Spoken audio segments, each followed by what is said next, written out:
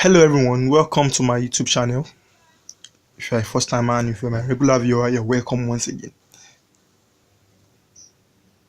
Today we'll be talking about one very important retouching technique known as the frequency separation and dodge and burn. So I use it for my editing.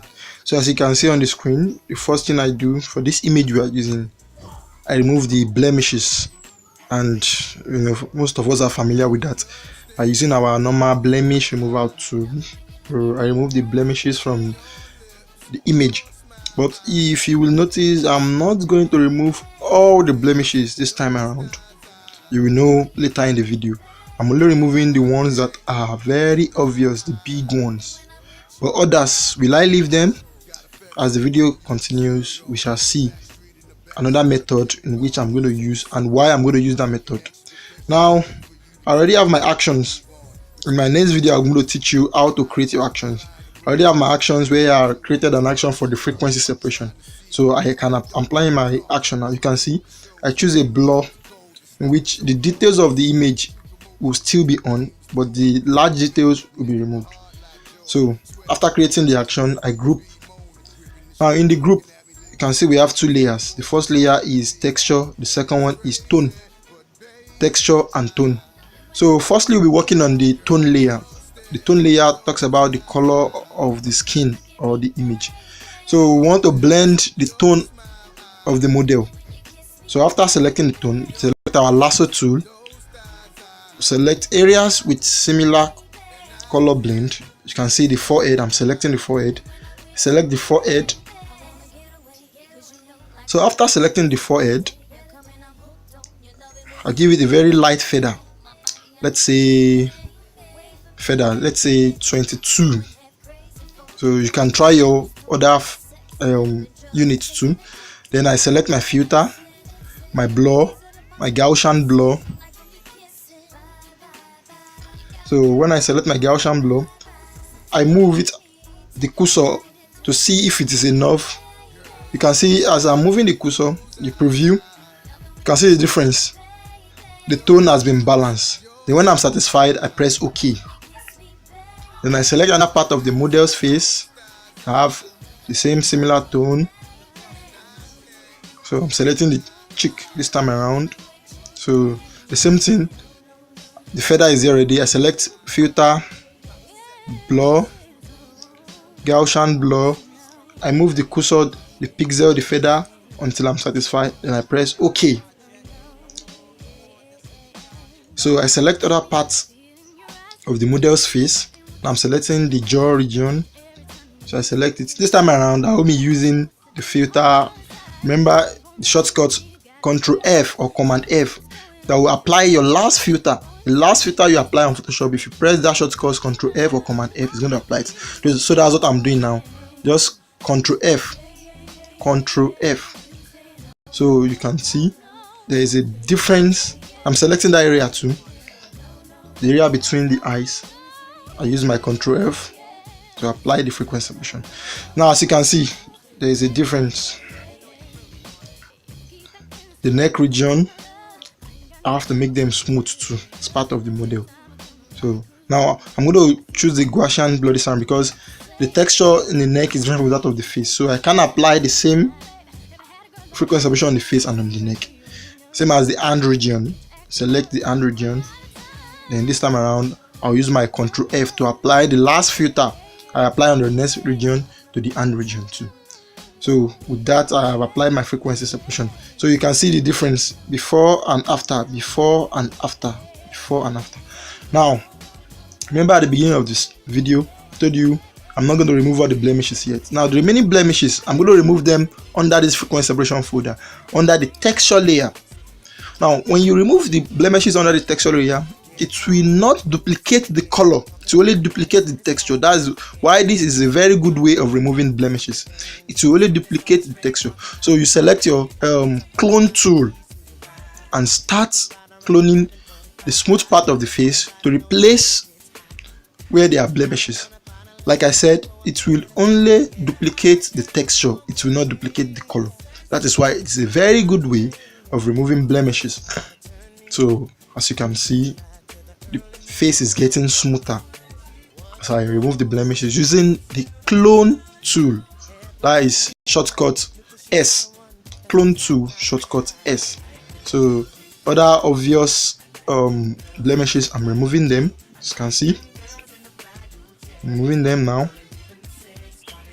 Remember, you use the clone tool S. You can also use the blemish remover tool, that is shortcut J, but you do it under the texture layer, because that is where you can see now before frequency separation, after. Now this is a non-destructive editing.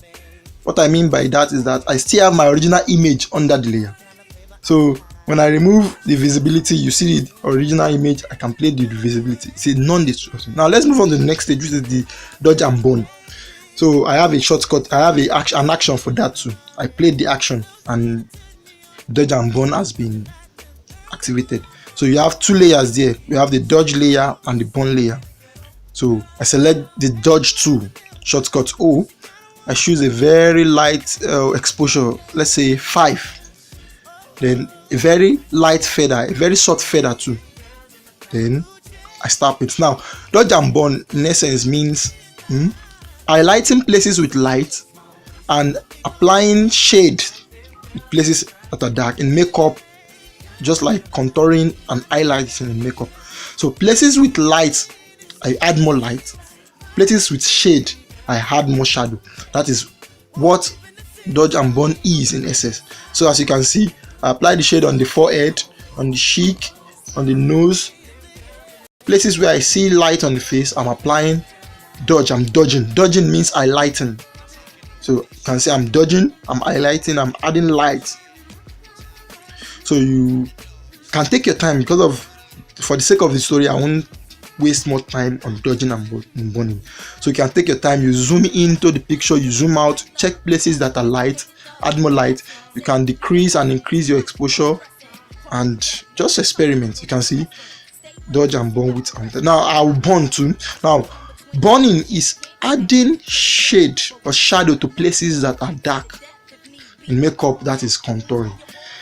Dodging is highlighting, burning is contouring. So burning can be always harsh, so you use a very little exposure, let's say 4. So you can see I adjusted my exposure, and I start burning where there are shades to make them darker. This technique is a very old technique that has been used even during analog film photography, the dodge and the burn. But this is the digital era, and we still dodge and burn to enhance the picture, not to change the look, to enhance. Like I said, these methods are non-destructive method of editing. They don't destroy the picture. You still have your original picture, only if you merge them and you group them in order for you to reduce and increase the opacity. So as you can see, I am still burning the dark area, still burning the area with shades. Burning. You can take your time, you zoom in, you zoom out, you check where there are shade, you add more shade. So I think I'm done. For the sake of the story, I'm done. Now you can increase and reduce the opacity. That's why I call it a non-destructive method. For the burn separate, the dodge separate, even for the two separate. Now you apply your frequency separation. You can see without frequency separation with frequency separation, without dodge and burn with dodge and burn. So the image has been enhanced. And I flatten the image to apply I brighten the image a little, and that is my dodge and burn. Now I want to add a little more details to the image. There's a plugin I use called the Topax Lab. I apply the Topax Lab. You know more about it in other videos. So I already have a preset for it.